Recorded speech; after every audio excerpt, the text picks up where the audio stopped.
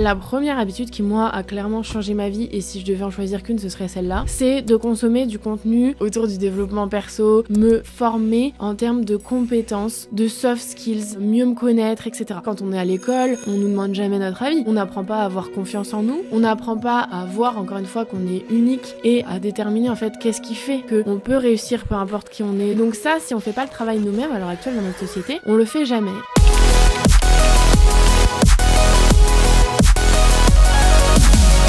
Hello ma queen et bienvenue dans ce nouvel épisode du podcast Strong Girl Boss. Je suis trop ravie comme tous les lundis de te retrouver. Aujourd'hui, on va parler des habitudes qui ont radicalement changé ma vie, celles qui, si je devais en choisir que 5, je les prioriserais à fond. Et je vais pas m'arrêter là, je vais te dire aussi un petit peu, comme d'habitude tu me connais, les trucs que je ne fais, mais alors pas du tout, et qui je pense pourraient aussi t'aider. Mais je vais déjà dans un premier temps évidemment te parler de ce que je connais, ce que je maîtrise. Je vais pas te mytho et te dire moi je me lève à 5h du mat, je prends des douches froides, c'est faux. Mais potentiellement si t'as envie de le faire, ça peut être cool pour toi, donc on en parlera à la fin de l'épisode, les petits trucs que moi je devrais et je voudrais implémenter. Et ça va être le moment aussi de me mettre un petit coup de pied aux fesses et de me dire en fait, tu donnes des conseils là, t'as intérêt à les appliquer à toi-même ma grande. Je veux faire aussi un épisode sur l'effet cumulé qui est dans ma tête depuis plusieurs semaines, que j'arrive pas à écrire parce que je trouve pas le temps pour vraiment me poser dessus. Je veux faire un truc vraiment quali. Donc reste connecté, abonne-toi si c'est pas déjà fait, partage le podcast en story pour vraiment lui donner encore plus d'ampleur. Là j'ai des écoutes qui augmentent donc je suis en mode les gars, dans quelques mois, années, ça va devenir un truc de ouf, Strong Girl Boss. En tout cas moi j'ai la vision et je sais que je vais y arriver. Mais du coup j'ai besoin de toi pour m'aider à l'accomplir. Je disais que j'ai l'effet cumulé de prévu et le syndrome de l'imposteur parce que oui, j'en entends parler à longueur de journée. On me dit je me sens pas légitime et compagnie, donc Mathilde va être là pour t'aider. Elle a juste besoin de temps pour préparer tout ça et faire les choses très correctement comme j'ai l'habitude de les faire, avec des expériences perso mais aussi des retours de certains livres, etc. Donc il faut que je lise. J'ai acheté une Kindle là, il faut que j'aille la chercher. Je suis team papier mais là j'ai pété un plomb, je me suis dit allez, passons du côté sombre, du côté obscur et achetons une Kindle pour faire comme les gens intelligents, non? Non, bref. Du coup, je vais lire un peu, bouquiner, m'imprégner des sujets pour pouvoir vous apporter, au-delà de mon expérience, des conseils qui peuvent vous aider, vous être utiles, pour aussi mieux comprendre ces phénomènes et faire en sorte que vous passiez à travers, quoi. Comme à chaque fois qu'on traite des sujets dans l'épisode, le but c'est que ça devienne facile, banal, et que ce soit plus un sujet et que des gens arrêtent de se culpabiliser et compagnie. Bref, on reviendra là-dessus dans les prochains épisodes.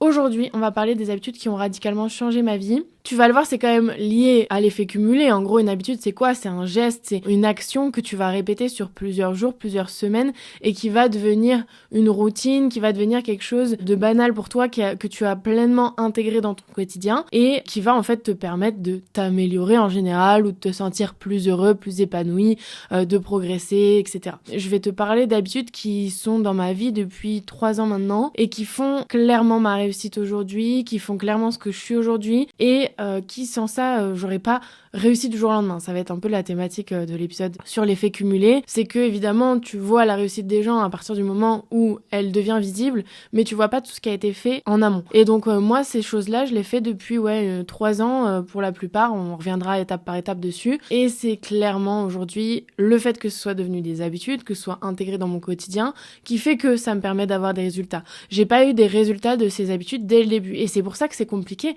parfois d'implémenter des habitudes dans son quotidien. C'est qu'on va pas voir les résultats immédiatement. Et comme on est dans une société où on privilégie à fond l'immédiateté, on a envie de tout de suite, on peut avoir des trucs, tu vois, ma Kindle, et moi je suis la première à être comme ça, c'est que je veux les choses, dès que j'ai un truc en tête, bam, je le veux directement. Ma Kindle, je suis allée à Boulanger, j'ai fait tous les magasins, elle y était pas, et je voulais pas commander parce que je la voulais encore plus vite. Et au final, j'ai fini par la commander, sauf que le lendemain, je l'ai. Donc, faut faire attention à ça, on est dans une société où tout va très vite, on peut avoir des besoins qui sont comblés très rapidement, mais il faut prendre du recul parfois et se dire ok, quelle est mon envie sur le moment, sur le court terme, et qu'est-ce que je veux sur le moyen long terme.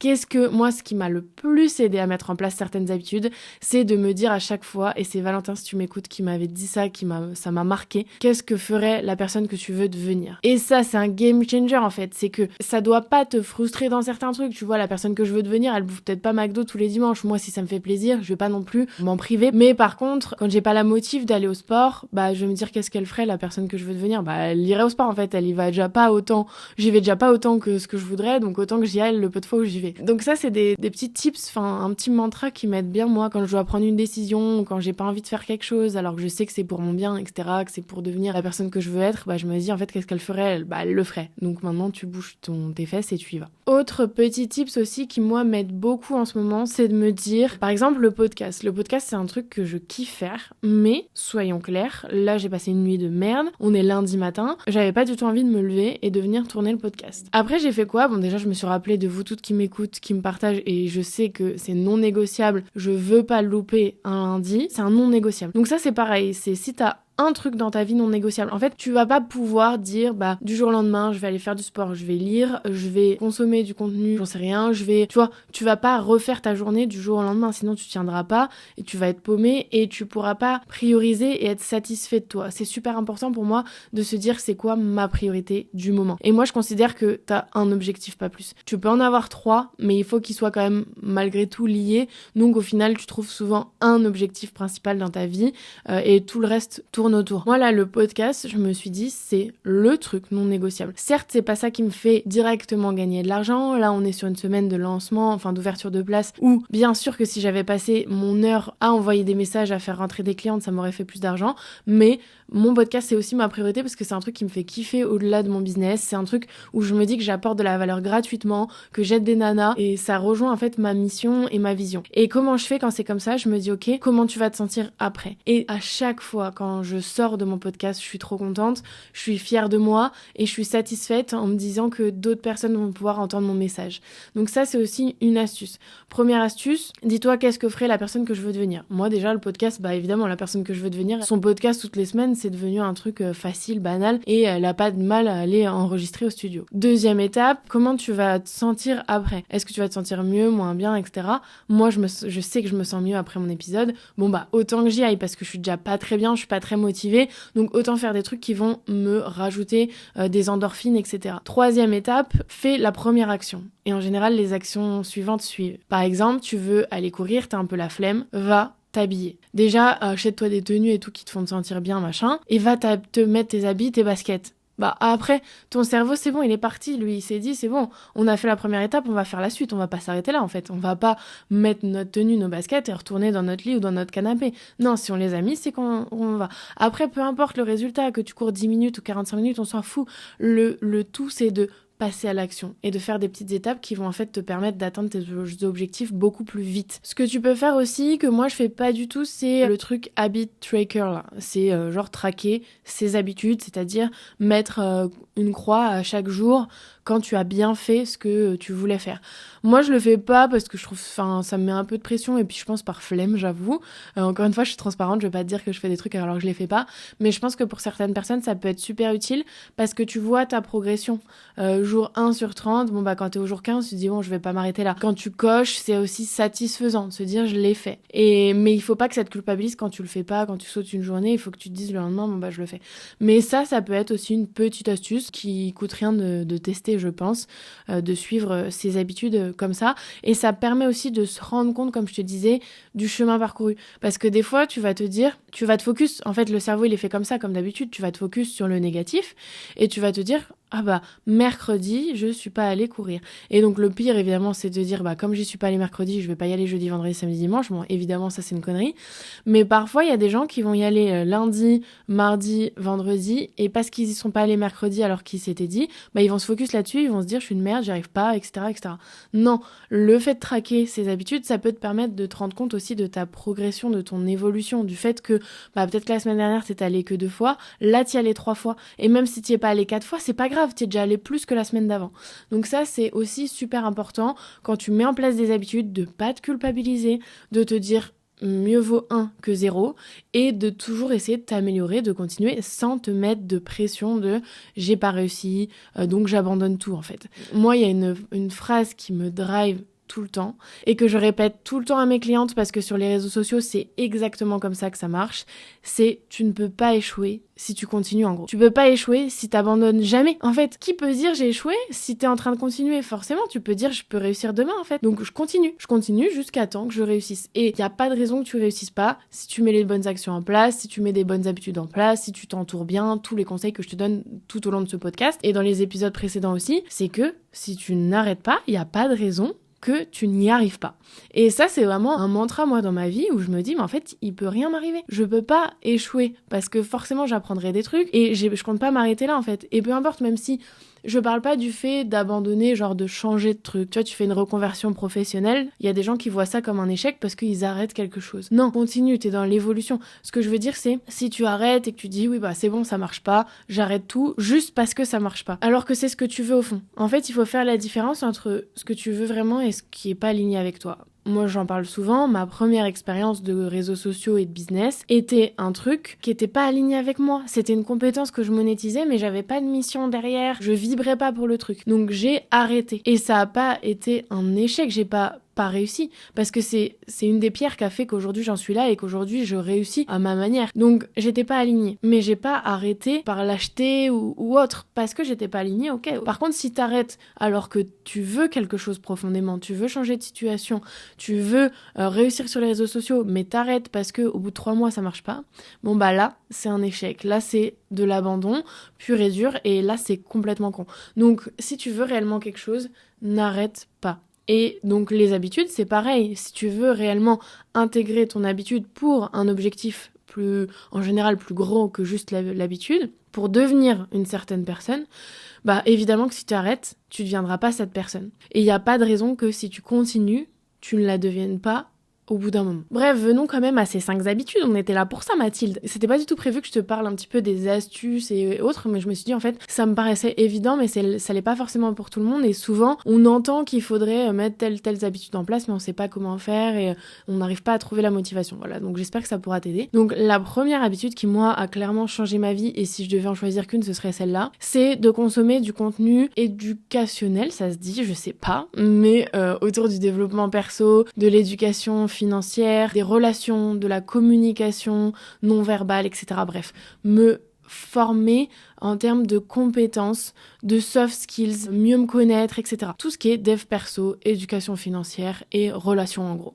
Ça a vraiment changé ma vie, ça a changé ma personnalité, ça a changé ma perception des choses, des autres, de moi-même, de mon environnement, de l'argent. Bref, j'ai changé énormément ma vision des choses qui étaient biaisées en fait et qui étaient pas personnelles aussi, parce que faut le dire, quand on est à l'école, on apprend des trucs, on nous demande jamais notre avis. On nous demande pas si on est d'accord ou pas d'accord avec certaines choses. On dit faut faire ça et puis basta. On n'apprend pas à se connaître non plus, on n'apprend pas à exprimer notre différence, notre personnalité, on n'apprend pas à avoir confiance en nous, on n'apprend pas à voir encore une fois qu'on est unique et à déterminer en fait qu'est-ce qui fait que on peut réussir peu importe qui on est, d'où on part, etc. Et donc ça, si on fait pas le travail nous-mêmes à l'heure actuelle dans notre société, on le fait jamais. Et en fait, on continue à avancer, à travailler pour les autres, à vivre pour les autres et à se sentir jamais 100% épanoui, à être dans le mal, etc. Et moi, ça m'a vraiment sorti de tout ça, le dev perso, les livres, les podcasts, je t'en donnerai des exemples. Ça m'a ouvert les yeux, ouvert l'esprit et clairement changé la vie. Parce que tout part de ta tête en fait. Tout part de ta tête, t'as beau. Et c'est pour ça que moi dans Success Story, dans mon accompagnement, un des gros modules et ce qu'on travaille aussi lors des lives, que ce soit avec moi ou avec Mariva, c'est le mindset. Parce que je suis convaincue que t'as beau mettre en place des stratégies, que Pierre-Paul Jacques te dise que ça marche, ça marchera pas pour toi. Si t'as des blocages dans ta tête, si t'es pas aligné, si t'as un mindset de merde, excuse-moi du terme, et que t'es tout le temps au bout de ta vie, que t'arrives pas à penser positif, que tu te connais pas en fait, tu sais pas qui tu es, donc comment les gens pourraient te faire confiance si tu n'as pas confiance en toi. Ça, c'est des trucs qui paraissent évidents quand on les dit et quand on les entend, mais qui le fait vraiment? Qui a réellement confiance en soi? Qui sait exactement qui il est, ce qu'il veut, etc. Je dis pas que moi je le sais. Je pense que c'est un travail d'une vie en fait, et que en fait plus tôt on commence et mieux c'est. Donc c'est pas trop tard évidemment, mais c'est le moment. Je pense, si tu m'écoutes, c'est aussi ton signe de te dire ok, en fait je commence à faire de moi ma priorité. Parce que la seule personne avec qui t'es toute ta vie, c'est toi quand même, faut pas l'oublier. Et en fait, je vais commencer à m'ouvrir l'esprit, à me former, à apprendre à m'aimer, à apprendre à aimer les autres, à revoir ma vision de certaines choses, à m'ouvrir l'esprit encore une fois. Et ça, y a rien de plus beau, y a rien de plus puissant et y a rien qui peut te rendre plus heureux. Moi, c'est un travail que je fais depuis des années. Et il y a des périodes comme tout, je vais pas te dire que ces habitudes-là, tous les jours, c'est mon quotidien. Non, évidemment, il y a des périodes dans ta vie où tu n'as pas le temps, où tu délaisses un petit peu certaines habitudes. alors que tu sais pertinemment qu'elles étaient bonnes pour toi, mais bon, c'est comme ça. Et moi, toutes les périodes de ma vie où je me suis moins formée personnellement, je me suis moins focus sur moi-même à travers les livres, les podcasts que j'écoute, etc. Et j'ai moins recherché en fait à m'améliorer, on va dire. C'est des périodes où j'étais pas bien. Et à chaque fois, ça revenait. Et je me disais, mais bordel, comment ça se fait? Ah oui, bah pourquoi? Parce que tu vas plus au sport, parce que tu lis plus de livres de dev perso, parce que tu regardes à fond la télé, tu t'entoures pas des bonnes personnes. C'est toujours les mêmes rengaines, en fait. Et donc, le dev perso, pour moi, ça a été une révélation. J'ai commencé par les livres, comme je te l'avais dit, avec le livre Comment se faire des amis. Moi, c'est vraiment le livre qui m'a ouvert les yeux, l'esprit sur tout ce qui est dev perso, relations, communication. C'est ce qui m'a fait changer. Après, évidemment, c'est pas forcément ce livre, c'est aussi un contexte dans ma vie à un moment donné, mais c'était le bon livre pour moi au bon moment aussi, je pense. Ça m'a fait passer de la nana, comment dire, comme j'avais pas forcément confiance en moi, j'avais trop confiance en moi. Vous voyez ces gens, mais c'est impressionnant maintenant avec le recul, je me rends compte. Les gens en général qui ont trop confiance en eux, enfin qui dégagent une confiance énorme en eux, sont souvent ceux qui ont le moins confiance en eux au fond d'eux. Et ça, c'est super dur à réaliser et à changer. Et moi, je suis encore en travail avec ça parce qu'évidemment, après, quand tu commences à avoir un peu de visibilité, les réseaux sociaux, tes vieux démons reviennent et forcément, tu vas essayer de briller beaucoup par les autres, etc. Donc, je continue à travailler là-dessus. Mais comment se faire des amis, ça m'a vraiment aidé par rapport à mes relations avec les autres. J'étais quelqu'un de très impulsif, je remettais tout le temps la faute sur les autres. Ça, c'est un principe qui a changé ma vie, de me dire que, en fait, je suis responsable d'absolument tout ce qui m'arrive. Et au début, ça fait peur quand toi, t'as l'habitude de remettre tout sur le dos des autres. Mais à partir du moment où tu comprends que c'est vrai, tu te dis, mais c'est génial, en fait, j'ai le pouvoir de décider. Et c'est plus les autres qui décident pour moi, c'est plus les circonstances qui décident pour moi, c'est moi-même. Je suis responsable de tout ce qui m'arrive et donc c'est génial. C'est génial parce que j'ai le pouvoir sur ma vie, j'ai le pouvoir de changer les choses, j'ai le pouvoir de décider, j'ai le pouvoir de décision et ça, c'est vraiment un game changer dans ma vie de me dire en fait, j'ai la responsabilité. Et du coup, forcément, mes relations avec les autres sont beaucoup améliorées, même si je suis pas encore la meilleure là-dedans. Ça m'a aidé quand même à mieux communiquer et à comprendre aussi que tu reçois la communication que tu donnes en fait. Et moi, comme j'étais tout le temps super impulsive, forcément les gens ils étaient pas cool avec moi. Et en fait, j'ai commencé à changer ça petit à petit dans mon quotidien et à voir les résultats. Et c'est au final aujourd'hui ce que je dis toujours, ce que tu donnes, tu le reçois. Mais à l'époque, j'en avais pas encore conscience. Donc ce livre, Comment se faire des amis, il a un titre pourri, on est d'accord, c'est pas du tout... c'est pas réellement la thématique du livre, même si ça aide. Donc c'est un titre qui peut faire peur, mais qui pour moi, vraiment c'est le livre qui a changé ma vie au départ et qui m'a aussi appris à aimer lire, parce que franchement je lisais pas de livres, parce que les romans et tout ça m'a toujours fait un peu chier, enfin ça dépend lesquels, mais là c'était le moment pour moi en fait de découvrir les livres de dev perso. Ensuite j'ai lu Père riche, Père pauvre en termes de mindset autour de l'argent, de la rat race, etc., de la différence entre les gens pauvres et riches, entre gros guillemets, de la différence entre les gens en fait qui travaillent pour les autres et ceux qui travaillent pour eux, qui investissent et qui dépensent. Enfin voilà, c'est des concepts qui sont aujourd'hui des banalités pour moi, mais qui à l'époque étaient des trucs dont j'avais jamais entendu parler en fait. Ce livre vraiment pépite à ce moment-là de ma vie. Et aujourd'hui, je te recommande aussi La psychologie de l'argent. C'est un livre pareil, autour de l'argent et autour de la gestion de l'argent, de la vision de l'argent. Et moi, comme je l'ai déjà dit dans d'autres épisodes, j'étais angoissée de l'argent. J'avais tout le temps peur d'être dans le rouge, je regardais tous les jours mes comptes, j'avais peur de dépenser, je regardais vraiment au centime près mes dépenses, j'allais toujours au moins cher, voilà. C'était, on choisit pas l'éducation qu'on a eue là-dessus et c'est pas du tout un blâme envers mes parents ou quoi, parce qu'en fait, ils étaient dans une époque aussi où c'est beaucoup plus dur de réussir en termes financiers, à part en prenant le temps de gravir les échelons, etc.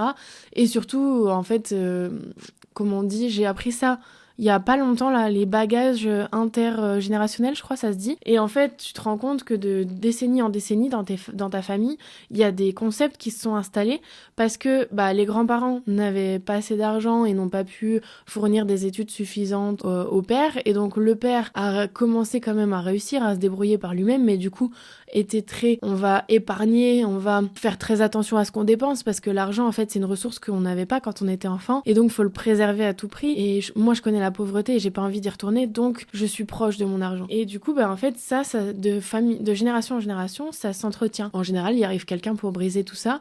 Et du coup, moi, je me suis dit, allez, c'est mon tour, quoi.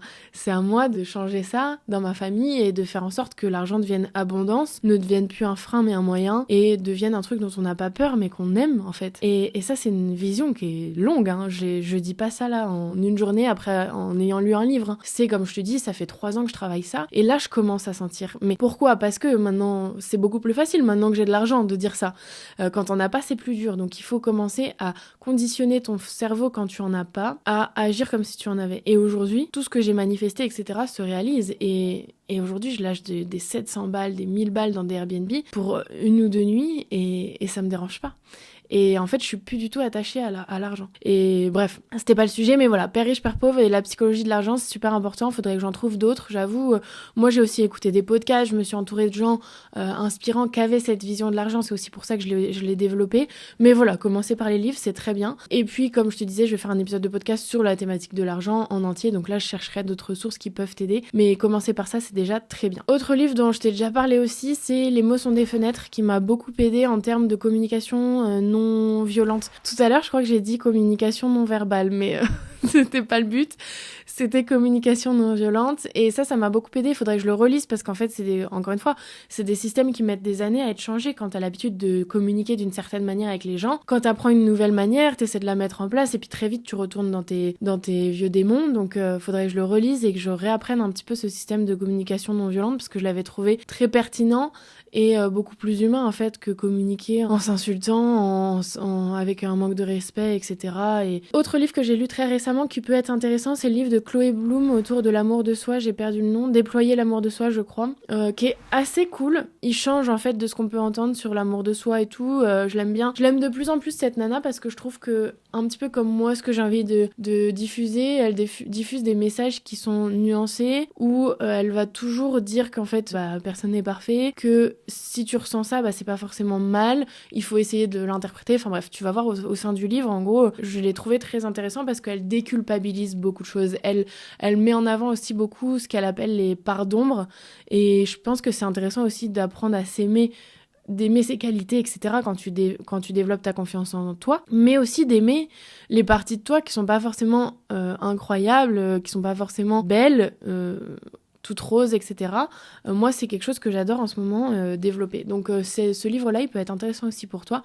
Il est, je pense, un petit peu plus avancé que les précédents, donc ça dépend, tu détermines où t'en es dans ton chemin. Et puis, de toute façon, un livre, normalement, si t'en as besoin, il est censé t'appeler. Moi, j'en suis convaincue. Donc, n'hésite jamais à acheter un livre. En général, quand tu hésites, c'est qu'il le faut. Voilà. Au niveau podcast, j'écoute beaucoup... Non, j'allais dire beaucoup de podcasts. Ça dépend des périodes de ma vie. Et moi, mon problème, c'est que je me lasse très vite. Moi, je vous aime, les filles qui m'écoutent tous les jours, franchement je vous kiffe, toutes les semaines parce que moi j'ai du mal à rester fidèle à un podcast et à vraiment instaurer cette routine, parce que aussi j'ai un quotidien qui fait que il y a plein de trucs auxquels j'oublie, je pense pas parce que je suis souvent dans le rush et tout, mais voilà, celui que j'aime bien c'est celui de David Laroche, quand il invite des Gad Elmaleh, quand il invite qui d'autre m'a beaucoup parlé, Max Simoncini, lui j'adore parce qu'il invite des gens qu'on n'entend pas. En fait moi mon problème c'est que, et je vais peut-être devenir cette personne, mais j'ai l'impression que pendant un mois, t'as la même personne qui est invitée sur 5 podcasts différents et elle raconte la même chose. Donc voilà, un peu saoulant, mais du coup, David Laroche, il invite des gens qu'on n'entend pas forcément ailleurs, donc j'aime bien, et qui ont des expériences qui sont intéressantes. Les podcasts, ça permet ça en fait. Moi, j'aime pas trop les autobiographies, mais il y en a certaines qui peuvent être intéressantes.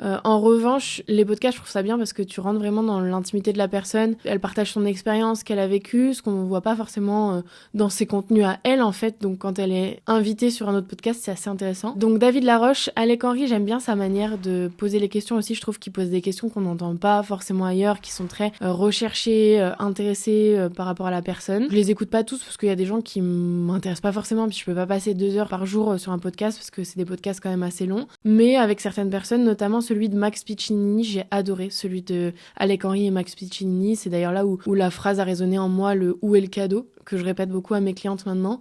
C'est dans cet épisode de podcast, donc n'hésite pas à aller jeter un œil, puis il y en a des dizaines et des dizaines, donc tu vas forcément trouver ta vie.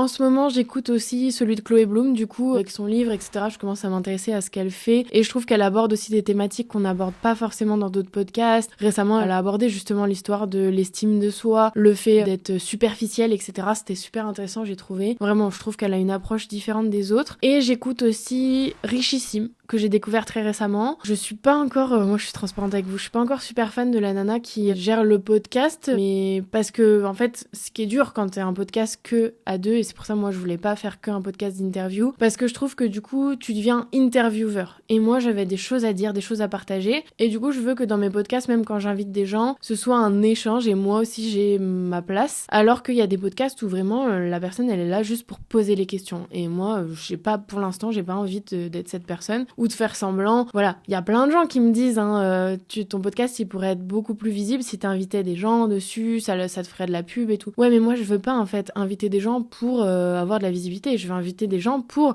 m'intéresser sincèrement à eux et me dire que ça apporte quelque chose à mon audience.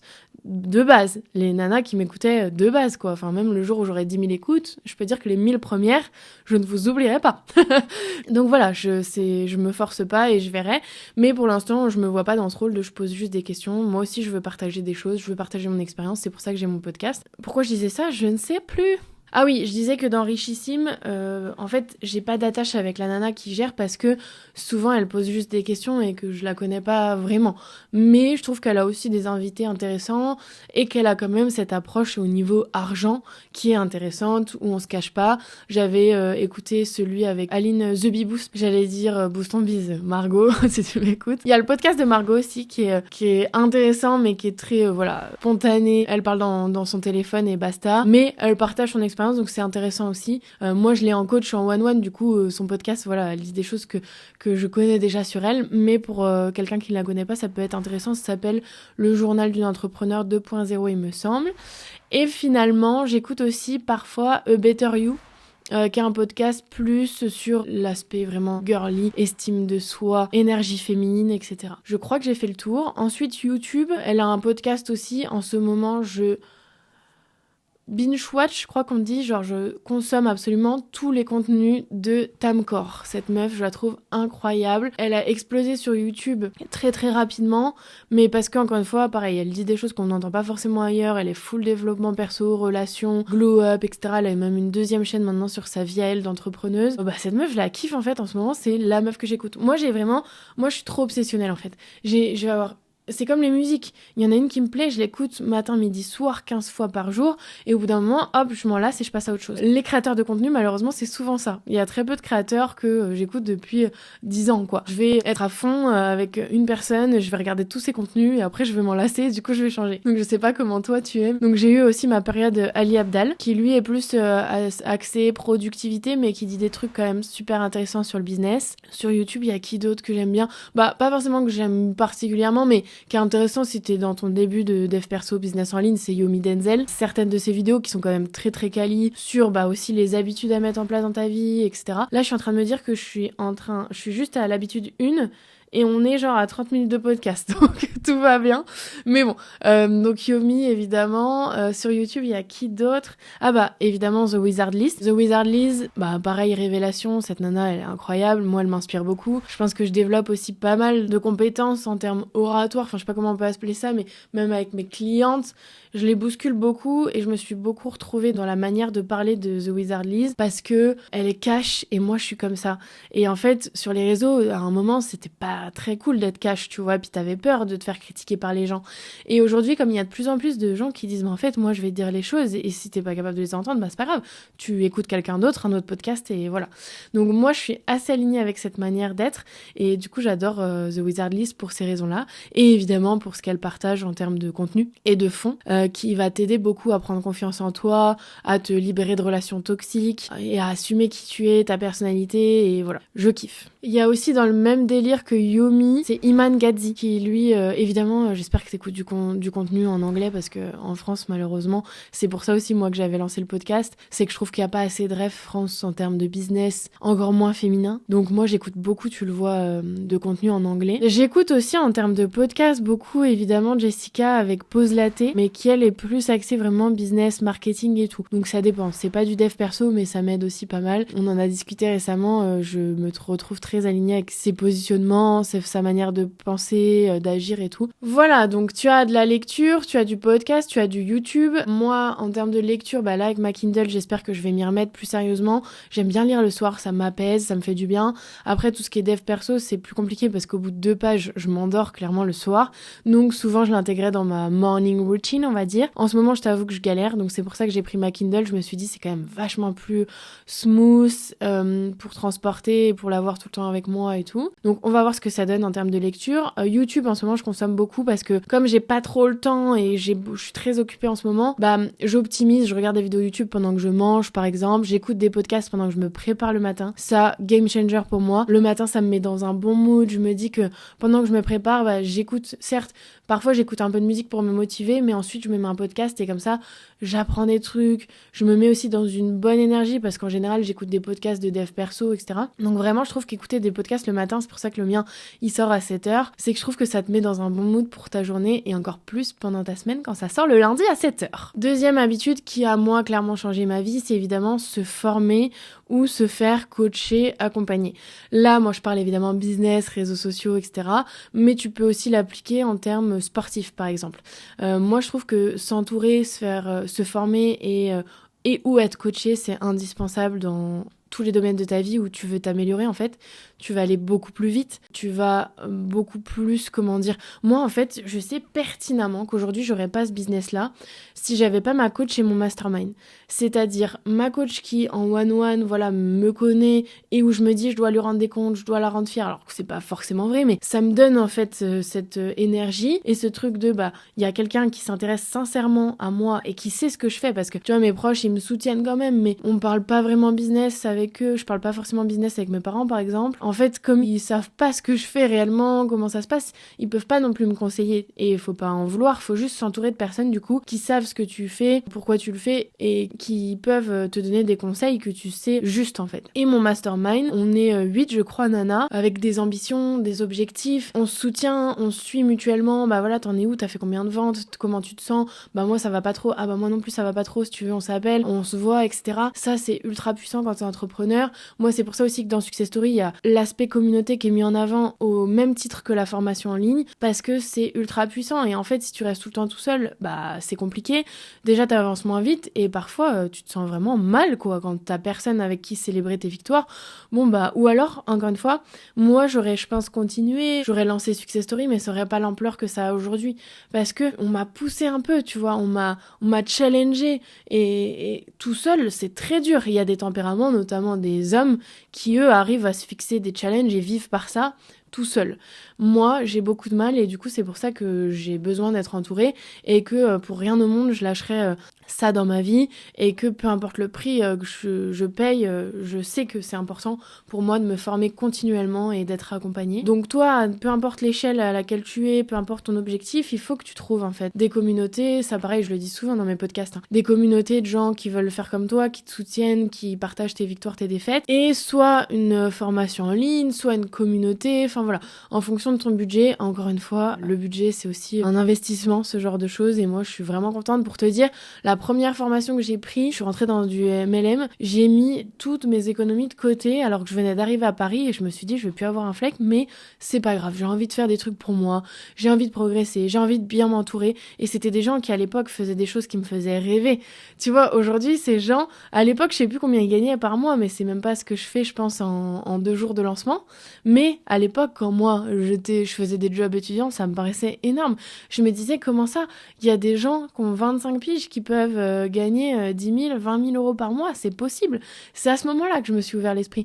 Donc c'est aussi te dire que quand tu rejoins des formations, des coachings, des accompagnements, ça te permet aussi de changer ta vision des choses et de voir que c'est possible. Et ça c'est la base de tout, de te dire c'est possible. Et ça en général ton coach, ton mentor, il est fait pour ça. Il est fait pour te montrer que c'est possible et te donner les clés pour aller beaucoup plus vite. Donc voilà, on a toujours quelque chose à apprendre. La petite nuance là-dedans, c'est de faire attention, de pas faire que prendre des formations et jamais les suivre. Moi, ça m'est arrivé, mais c'était une période où j'étais un peu perdue dans ma vie. Mais en fait, je prenais des formations à droite à gauche, je les suivais pas, des petits trucs pas chers. Au final, j'aurais mieux fait d'investir dans un truc quali dès le départ et je serais allée plus vite. Mais c'est pas grave. Tout ça, ça m'a servi. Donc peu importe, même si c'est pas la formation de ta vie, même si voilà, t'apprendras forcément des choses. Donc ça, c'est super important de pas hésiter, de le faire. Et t'as quoi à perdre? Au pire, un peu de blé. C'est pas grave, l'argent, ça rentre, ça sort, point barre. Ensuite, autre nuance, c'est identifier et prioriser. Encore une fois, je suis convaincue que tu peux pas tout faire en même temps. Donc tu vas pas prendre un coaching sportif, un coaching business, un coaching, j'en sais rien, dev perso, holistique,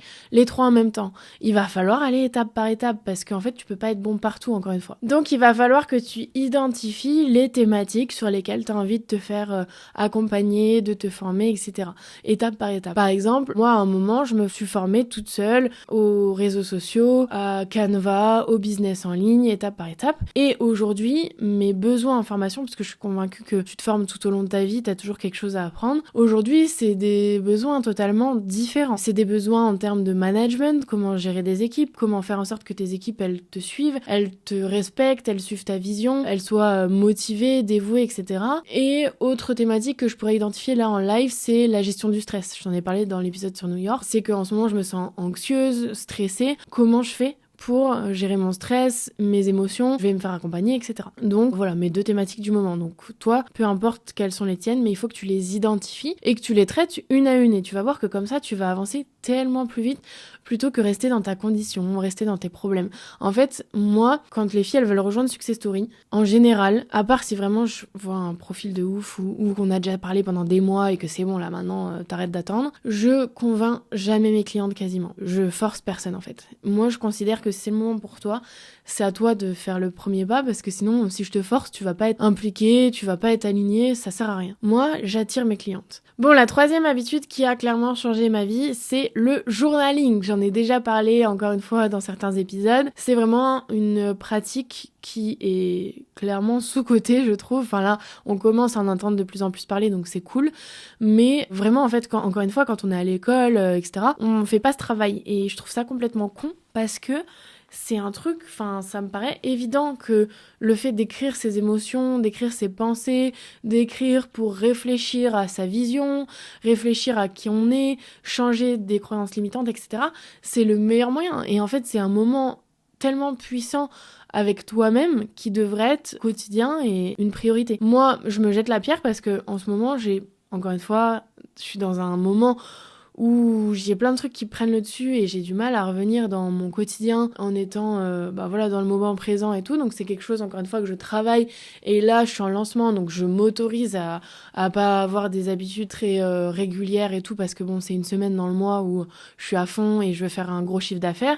Mais je sais que la semaine prochaine, je vais me forcer à me reposer, faire redescendre la pression et surtout me reconnecter à ce qui me fait réellement du bien. Le sport, le journaling, le dev perso, la lecture, etc. Donc voilà, pour te dire que, encore une fois, tu vas pas forcément écrire tous les jours, ça va peut-être être dur dans certaines périodes de ta vie, mais essaye au maximum de le faire parce qu'encore une fois, c'est ce qui va faire que tu te sentiras plus épanoui, que tu te sentiras plus aligné, etc.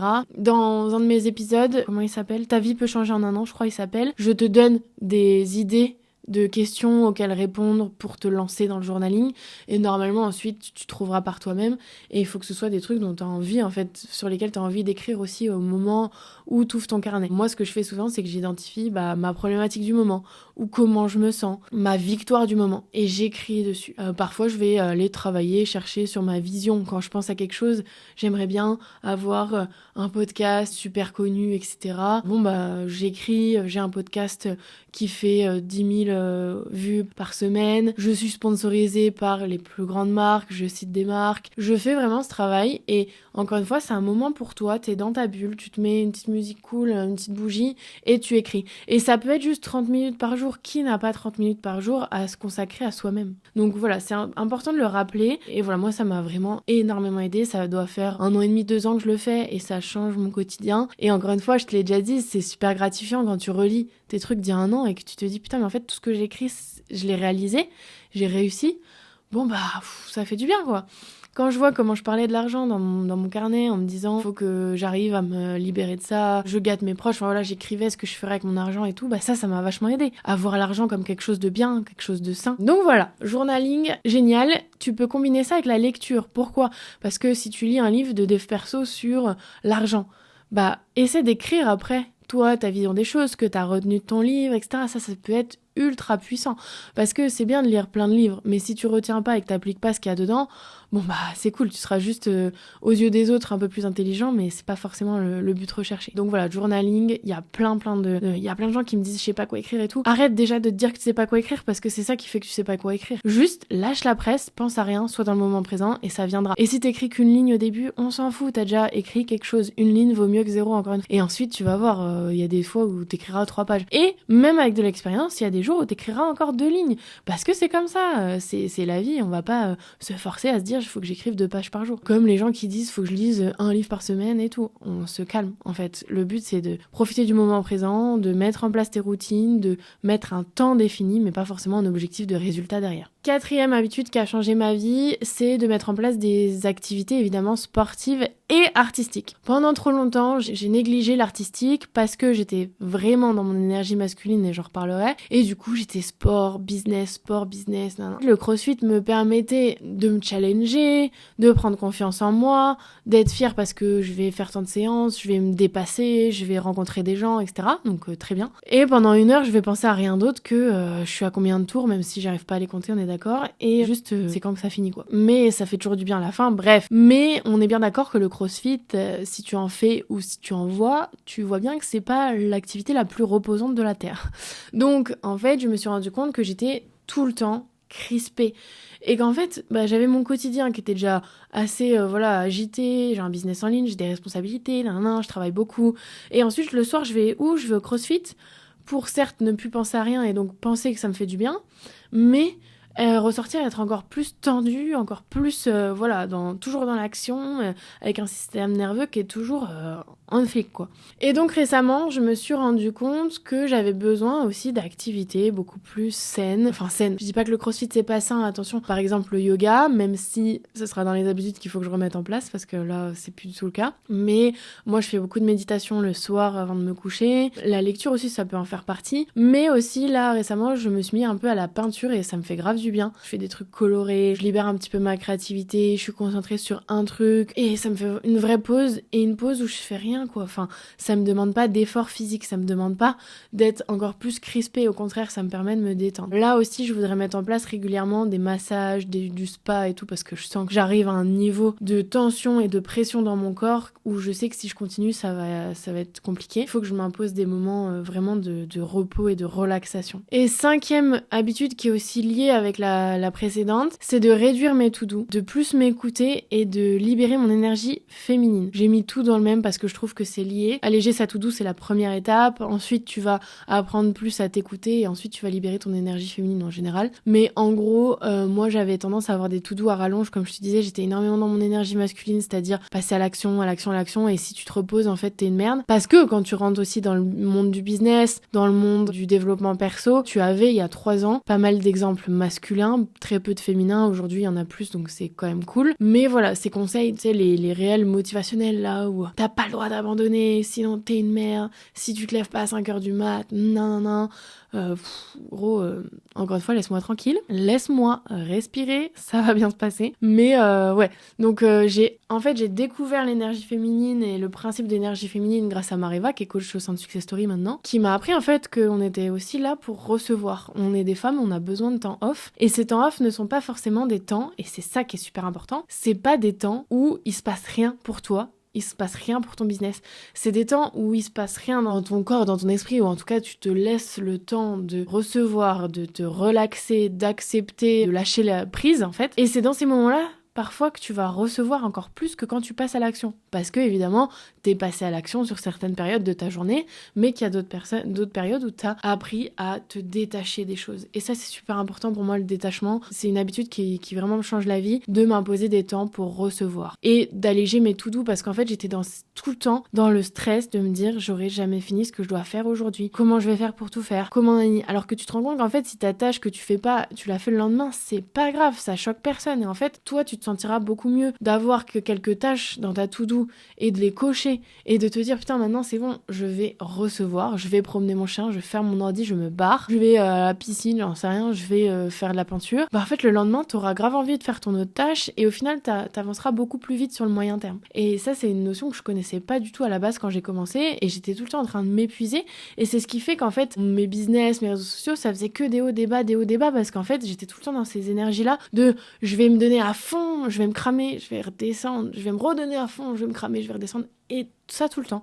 Que là, je me sens beaucoup plus stable dans mon business, dans mes résultats et au final, depuis que j'ai appris ça, je suis en croissance. Donc je te dis pas que le fait de recevoir ça va te permettre de stagner dans ton business, d'être bien et tout. De toute façon, je te dis pas, de toute façon, t'as pas besoin de beaucoup d'argent pour réussir et tout. Je te dis pas ça, hein. C'est pas parce que t'es parfois dans ton énergie féminine que tu peux pas avoir des ambitions de ouf, que tu veux pas faire le million cette année, avoir 1 million d'abonnés, peu importe tes objectifs. Je te dis juste qu'il y a des moments où tu lâches prise et moi c'est depuis ce temps-là que j'ai des résultats incroyables, que chaque mois quasiment je double mon chiffre d'affaires, je double mon nombre de clientes alors que je travaille moins, même si attention je travaille beaucoup, même si je travaille moins qu'à une certaine période. Pourquoi ? Parce qu'en fait, je recharge mes batteries et du coup, je me crame pas. Donc ça, vraiment, conseil super important, habitude à mettre en place, se caler des temps pour recevoir, diminuer ses to-do et écouter plus son corps et se dire en fait aussi, si on entreprend, si on veut lancer notre activité, déjà, on n'est pas pressé. Il faut pas